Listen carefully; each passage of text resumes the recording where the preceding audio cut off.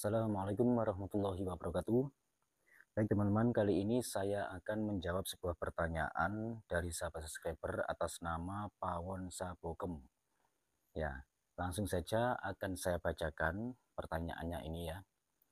Assalamualaikum Kang Suryo. Waalaikumsalam.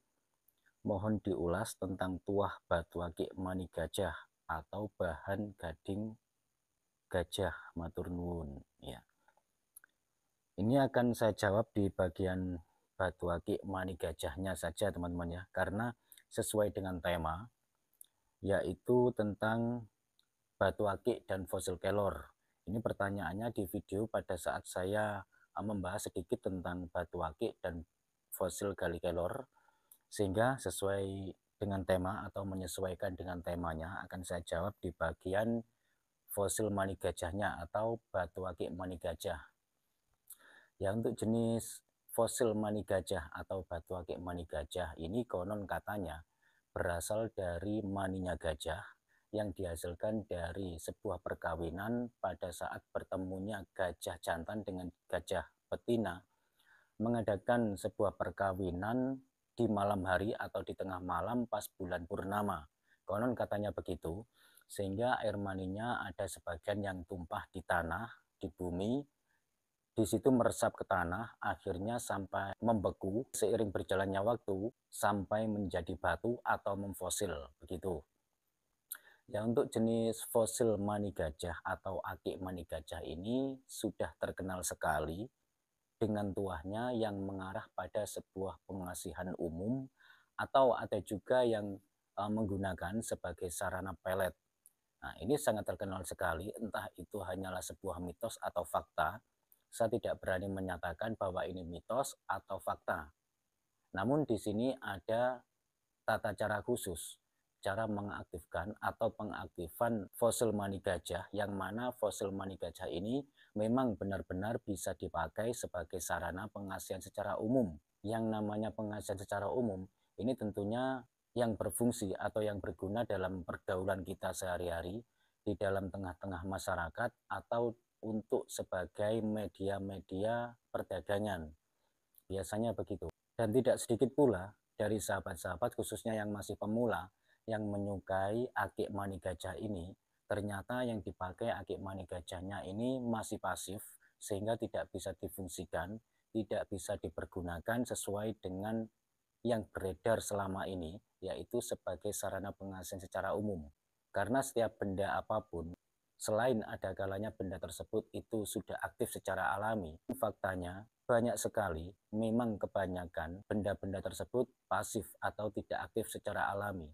Dan itu memang membutuhkan proses untuk mengaktifkan. Sebagian orang mengaktifkannya dengan tata cara atau metode-metode khusus. Sebagian ada yang menggunakan amalan-amalan wirid tertentu, doa-doa tertentu, atau japa mantra tertentu. Ada juga yang mengaktifkan ini dengan menggunakan ritual-ritual khusus atau lelaku-lelaku khusus, sehingga fosil mani gajah yang sudah berbentuk menjadi mata cincin atau mata liontin lebih tepatnya, yang biasa disebut dengan akik mani gajah ini bisa dimanfaatkan, bisa dipergunakan sesuai dengan fungsinya.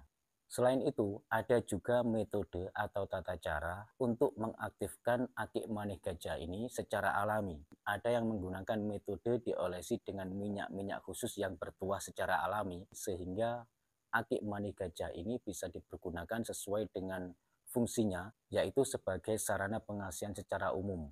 Selain untuk pengasihan, akik mani gajah ini juga bisa dipakai sebagai sarana untuk menunjang karisma bagi pemakainya.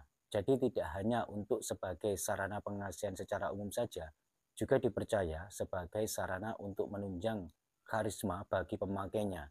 Lalu bagaimanakah metode atau cara alami agar kita bisa mengaktifkan akik mani gajah ini? Ini cukup mudah sekali jikalau kita mengetahui caranya atau mengetahui kuncinya. Namun ini membutuhkan waktu yang sedikit agak lama. Baik, langsung saja saya akan ulas, saya akan beberkan di sini, saya akan tunjukkan di sini bagaimana caranya agar sahabat-sahabat yang mempunyai akik mani gajah atau fosil mani gajah bisa dipakai sesuai dengan fungsi alaminya dan tidak beresiko, ini tanpa kodam. Lalu apakah yang memakai kodam itu beresiko? Tergantung teman-teman.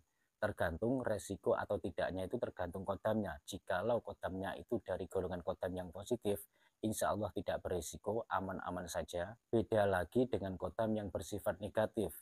Kalau bisa jangan hindari kodam yang bersifat negatif. Karena kodam pun juga diciptakan oleh Tuhan untuk membantu manusia, yaitu makhluk yang paling sempurna di muka bumi ini. Baik, langsung saja saya akan menjelaskan di sini bahwasanya fosil mani gajah ini dihasilkan dari perkawinan gajah jantan dan betina di saat tengah malam bulan purnama. Sehingga mani gajah ini sebagian ada yang berceceran, jatuh ke tanah, hingga meresap, akhirnya membeku, dan akhirnya memfosil atau menjadi batu. Jadi ini ada hubungannya dengan yang namanya bulan purnama. Kalau kita membahas bulan purnama, sudah pasti ini adalah malam hari teman-teman ya. Dan untuk caranya, jikalau sahabat-sahabat mempunyai akik mani gajah atau fosil mani gajah, ingin aktif secara alami, sahabat-sahabat bisa melakukan menjemur akik mani gajah ini atau fosil mani gajah ini di bawah terik bulan purnama. Usahakan di tempat yang sepi, yang agak luas, dan tidak ada penghalang bagian atapnya. Jadi langsung terkena sorotan sinar bulan purnama di malam hari. Lakukan ini selama 7 bulan purnama. Tidak hanya sekali teman-teman. 7 bulan purnama secara kontinu, secara berturut-turut. Lalu kalau seandainya sudah mencapai katakanlah 5 bulan purnama, terus putus, tidak dilakukan penjemuran lagi, dilakukan bulan purnama berikutnya, tidak bisa. Ini tidak bisa ditawar-tawar teman-teman. Dan ini memang adalah kuncinya, lakukan penjemuran fosil mani gajah atau akik mani gajah tersebut di bawah bulan purnama yang tempatnya agak sedikit luas, boleh di kebun atau di depan rumah asalkan bagian atasnya tidak terhalangi apa-apa selama 7 bulan purnama berturut-turut. Gitu. Ya kira-kira untuk penjelasan singkat dari saya mengenai fosil mani gajah ini sudah bisa dipahami teman-teman ya. Khususnya buat sahabat subscriber yang menanyakan ini atas nama Pawon Sabogem. Terima kasih atas pertanyaannya, semoga bermanfaat untuk kita semuanya. Sekian dari saya, kurang lebihnya saya mohon maaf. Wassalamualaikum warahmatullahi wabarakatuh. Rahayu, salam budaya.